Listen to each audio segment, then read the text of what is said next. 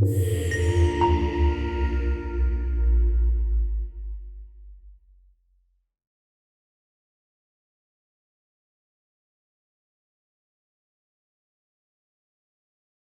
my name is Margaret Hu, professor of law, and I'm very excited to have this opportunity to share with you today some ethical concerns related to the Cambridge Analytica Facebook scandal. As we are now in a digital economy that raises tremendous concerns regarding the most responsible data uses and practices regarding our data, the Cambridge Analytica Facebook scandal provides a perfect opportunity for us to investigate these concerns. So today's presentation, I'd like to go through first an overview of the Cambridge Analytica Facebook scandal. Next, I would like to talk about the Federal Trade Commission's response to their investigation of Facebook in light of the scandal. And then finally, I want to end with some ethical questions raised by this scandal, including the types of challenges that is related to both corporate and governmental practices regarding data use, as well as our questions involving our individual responsibilities regarding our data. What I'd like to do first is give an overview of the Cambridge Analytica scandal. The Cambridge Analytica Facebook scandal led to widespread concern over the methods deployed by Cambridge Analytica to target voters through psychographic profiling algorithms built on Facebook user data and other data. The scandal ultimately led to a record-breaking $5 billion penalty imposed upon Facebook by the Federal Trade Commission, or the FTC, in July 2019. The FTC enforcement action, however, has been criticized as failing to adequately address the privacy and other harms emanating from the revelation that approximately 87 million Facebook users' data had been released and exploited without user authorization. In order to better understand the black box issues that stem from the Cambridge Analytica Facebook scandal, I'd like to first start with a concept that was proposed by Frank Pasquale in his book, The Black Box Society, The Secret Algorithms That Control Money and Information. It was published in 2015. And in this book, Frank Pasquale explains that deconstructing the black boxes of big data isn't easy. It matters because the authority is increasingly expressed algorithmically. And so the algorithms are increasingly centering what we understand to be power. With the 2016 presidential election and the revelation of foreign interference, there has been an increasing concern about the ways in which social media and the way that data can be used to potentially manipulate voters. The final outcome of the 2016 presidential election and the extent to which these types of AI-driven voter micro-targeting techniques changed the election results is not known. What is known, however, is the Cambridge Analytica Facebook scandal of 2018 marks how and when the deployment of AI-driven voter micro-targeting algorithms arrived in the consciousness of many US voters. To better understand the Cambridge Analytica Facebook scandal, it's important to go back to the genesis of the This Is Your Digital Life app and the way in which it was created in 2014 by an academic researcher, Alexander Kogan.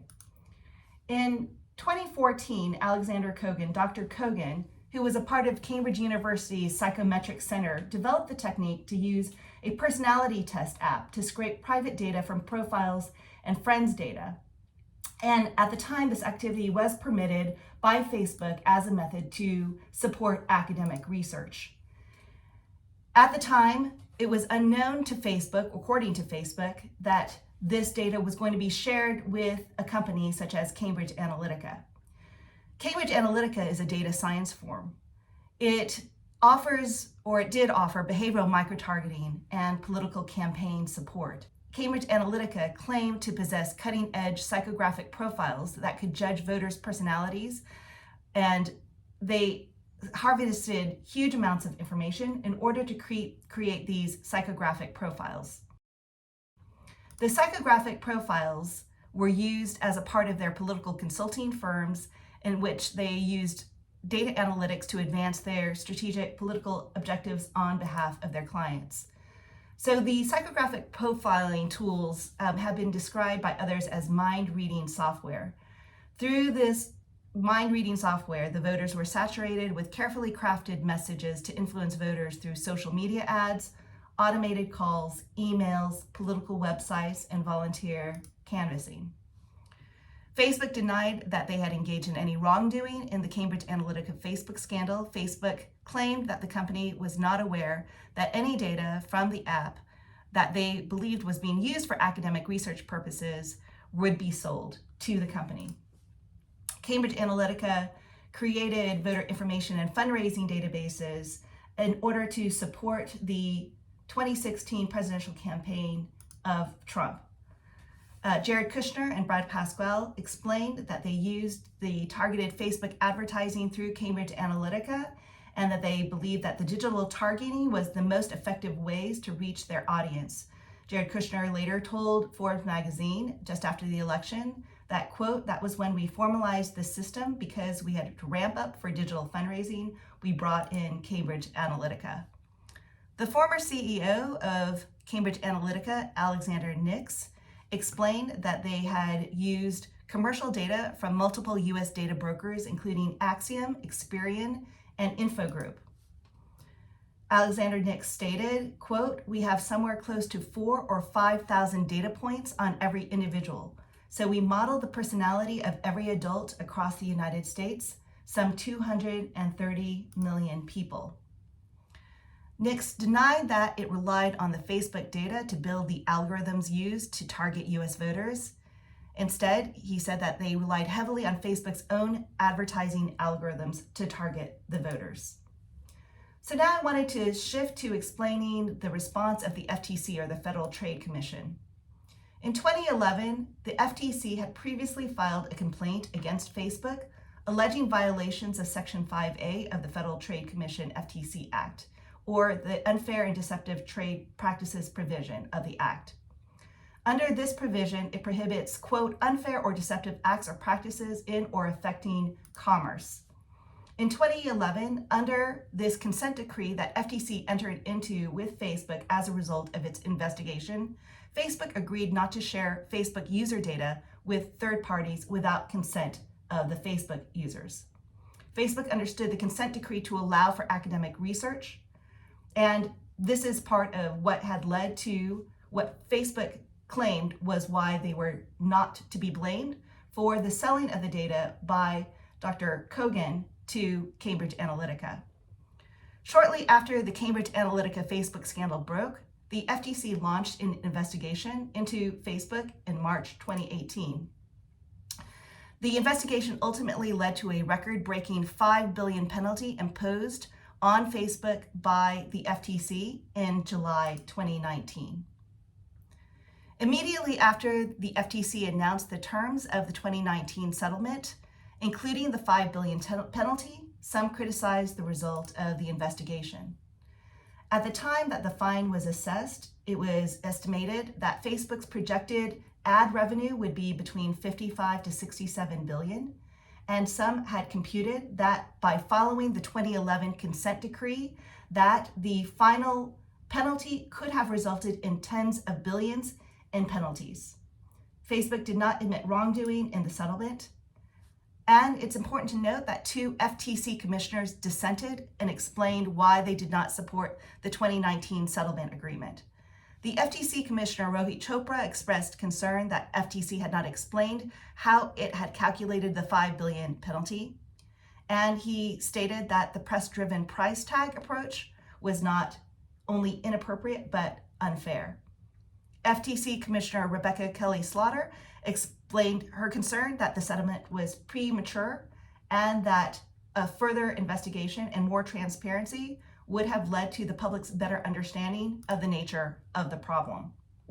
You also had David Vladeck, former director of FTC's Bureau of Consumer Protection, explaining, quote, "Because of the limited statutory authorization and the constraints of the First Amendment, the FTC is unlikely to investigate the most troubling aspects of the Cambridge Analytica matter, namely the harvesting of user-specific data, which was then deployed to shape that user's political views, all done to influence the election." So now I want to turn to this topic of AI-driven voter microtargeting And let's consider the impact of the AI-driven voter micro-targeting and its relationship with foreign interference with US elections. So through micro-targeting, this is a process of using data to identify specific groups of individuals and thereby influence their thoughts and potentially their actions. So what are some of the types of concerns that we know as a result of, for example, the Mueller investigation and the other investigations surrounding the Russian interference of the 2016 presidential election?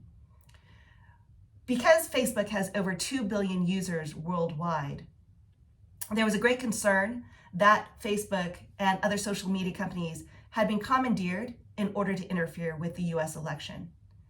In 2017, Facebook disclosed that the Internet Research Agency, a Russian company, had purchased divisive ads in the amount of over 100,000, and that 150 million Americans had seen these ads. You also had, in the Mueller investigation in February 2018, the indictment of Russian officers who had stolen identities to pose as Americans in order to, quote, sow discord among the electorate by creating Facebook groups, distributing divisive ads, and posting inflammatory images. There are those that state that rather than a Cold War, we are entering into a cyber cool war where information warfare is part of the new geopolitical battlefield. Weaponizing information in this cyber cool war may involve as its primary goal inflicting psychological harms rather than physical and tangible harms. So now I wanted to turn to some of the ethical questions raised for corporate and governmental responses as a result of this scandal. So in considering the multiple types of questions and concerns that are raised by the Cambridge Analytica scandal, I think that it's important to think through, for example, the ethical uses of social media and commercial data for academic research. Here you had Dr. Kogan explained to Facebook that this was going to be used primarily to serve academic purposes. However, as Facebook had argued, they did not have a way to know whether or not there was going to be an abuse or misuse of that data. For example, the selling of that data to Cambridge Analytica for the AI-driven voter micro-targeting. Next, another question that is raised is the responsibility of big tech corporations to police academic uses of their data and the other types of enforcement or ethical frameworks that they should adopt in order to better protect users' data and the use of that data by third parties. If we did not have Christopher Wiley, the data scientist at Cambridge Analytica, step forward as a whistleblower, we would not have known about the full extent of the nature of the Cambridge Analytica Facebook scandal. So it was Christopher Wiley who stepped forward to explain that the company had been provided with 50 million raw profiles by Dr. Kogan, and that only 270,000 users who had participated in the This Is Your Digital Life app had been consented to giving their data to being harvested. And they were told that the data would be used for academic use. At the point where Christopher Wiley had stepped forward on March 17, 2018, he explained that this was a form of psychological warfare and that Cambridge Analytica had combined data from multiple sources, including other social media data, commercial data, and voter data into algorithms that could target persuadable voters. Next, it is important to consider about the ethics of using voter micro-targeting tools through AI-driven algorithms in the first instance, given its potential impact on democracy, and in light of what we understand to be the foreign interference and the manipulation of social media messaging by our foreign adversaries in light of this cyber cool war and information warfare. The Cambridge Analytica Facebook scandal allowed for us to consider what is the proper role of our regulators and our government in safeguarding our data, with the FTC deploying its enforcement authority under Section 5 and the unfair and deceptive trade practices. We did see the result of the resolution of the $5 billion penalty, as well as the incorporation of multiple additional privacy safeguards to protect the consumer. However, our regulators and our government officials are limited to the laws that they have at their disposal. There are many who call for more comprehensive reforms in data privacy, data protection, and cybersecurity in order to further safeguard our rights. Also, the opportunity to consider our own individual responsibilities regarding how best to safeguard our data was raised in the wake of not only the Cambridge Analytica scandal, but further information that came to light as a result of the Russian interference of our 2016 presidential election. The need to more carefully understand how our data can be used to persuade us and potentially even to manipulate us in our voting and in our electoral decisions is a critical aspect of being able to safeguard our democracy. So thank you very much for this opportunity to address the Cambridge Analytica Facebook scandal with you today and some of the ethical concerns that rise from the scandal.